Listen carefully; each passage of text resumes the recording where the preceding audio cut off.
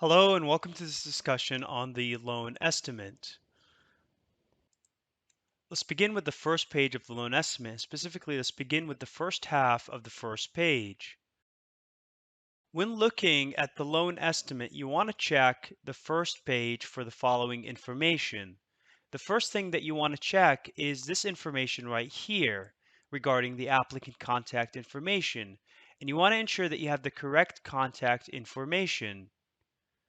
If you have incorrect contact information, that can cause problems later down the road. So you want to ensure that this information is absolutely accurate. The next thing you want to check is this information right here.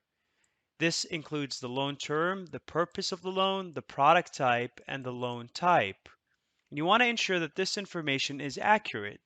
So here, for example, we have a loan term of 30 years. We have a purpose of purchase and not a refinance. The product is a fixed rate product. The loan type here is a conventional loan, not an FHA and not a VA loan. The next thing you want to check is the rate lock information, and you want to check that this information is accurate. A rate lock basically means that the interest rate won't change between the offer and the closing as long as the closing happens within a specific period of time, and as long as there are no changes to the application. The next tab that you want to check is the loan amount. And you want to check that the loan amount is the correct loan amount. You also want to check that the loan amount plus the down payment equals the sales price of the home. Next tab you want to check is that of the interest rate. And you want to ensure that the interest rate for a fixed rate says no over here. If this is an ARM, this would say yes. What this is answering is this question right here. Can this amount increase after closing? Since this is a fixed rate product, the interest rate cannot change after closing. It's a fixed constant interest rate. The next tab you want to check is the monthly principal and the interest.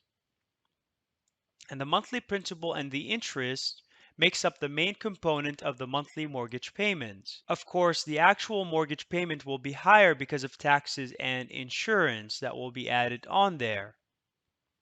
The next tab you want to check is prepayment penalty tab. Now, prepayment penalties are fees for paying off the mortgage early, and it's a risky feature. And the next tab you want to check is the balloon payment tab. And a balloon payment is a final mortgage payment, a lump sum payment much greater than the monthly mortgage payments. Now let's discuss the second half of the first page, which is this portion right here. Let's begin with the first tab that we see, which is the principal and the interest. Here, this tells us whether the principal and the interest is projected to change in upcoming years. Since this is a fixed product, the principal and the interest will remain the same in all years. Next tab you want to check is the mortgage insurance. And here you can see that mortgage insurance occurs in the first 7 years. Then there's no longer mortgage insurance because there is enough equity in the home for the mortgage insurance to be dropped off for a conventional loan. Recall that mortgage insurance is required if down payment is less than 20% on a conventional loan. The next tab you want to check is the estimated escrow tab. And here, escrow accounts for taxes and insurance. The next tab you want to check is the estimated total monthly payment.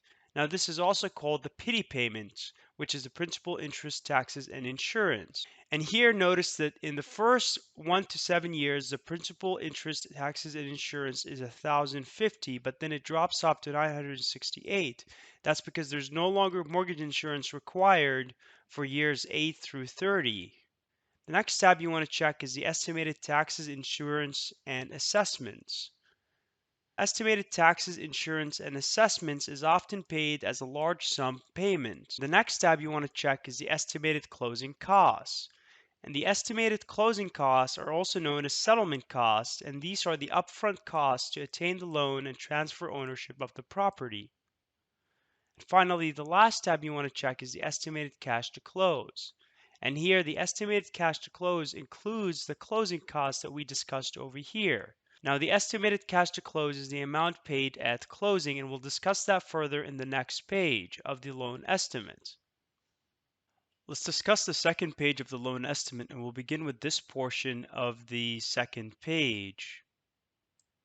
We'll discuss section A, B, C, and D. Let's begin with section A.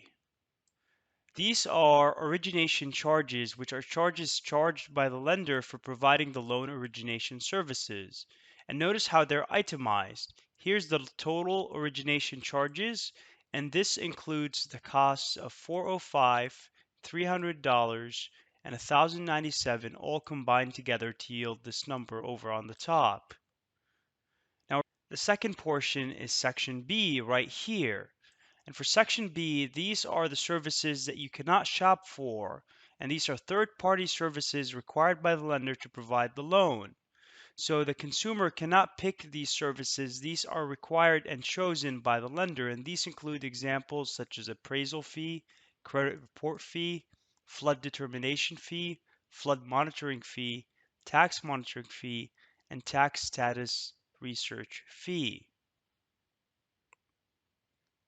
Section C is services that you can shop for, and Section C are services you can shop for. They're also required by the lender to provide the loan, albeit the consumer can select the service providers here and shop around for the best service providers. Generally speaking, the lender will provide a list of service providers that the consumer can pick from. Now, Section D here combines Section A, B, and C. So the number that you see here is the addition of this number right here, this number right here, and this number right here, all added together to yield this number right here. And so the total loan cost combines Section A, B, and C. Let's talk about the second half of the second page of the loan estimate, which is this portion right here. Now, the first thing you'll notice is other costs. Now, other costs are costs associated with the real estate transaction and home ownership.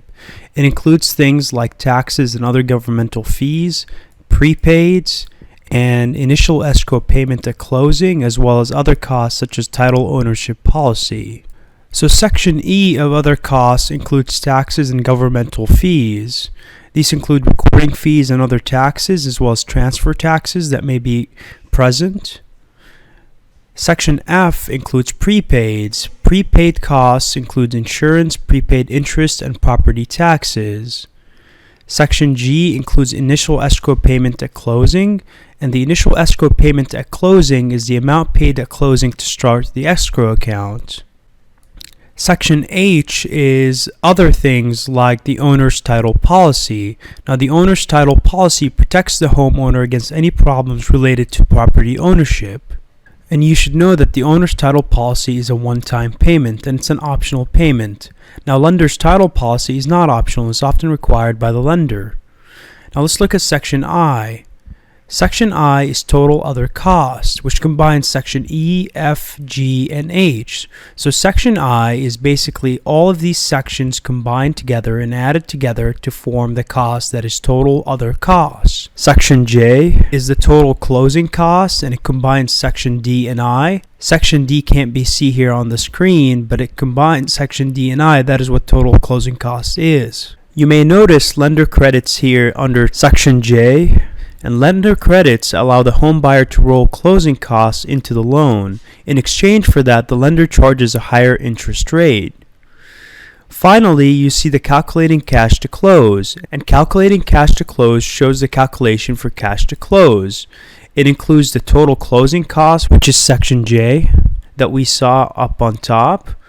It also includes things like the down payment, and it also subtracts the earnest money deposit, which you see right here. Let's take a look at the final page of the loan estimate. Here you see the section of comparisons. Here you'll see the total you will have paid in principal, interest, mortgage insurance, and loan costs. Now, this is a useful number to look at and compare between different loan estimates. Now, this is how much you will be paying in 5 years in principal, interest, mortgage insurance, and loan costs.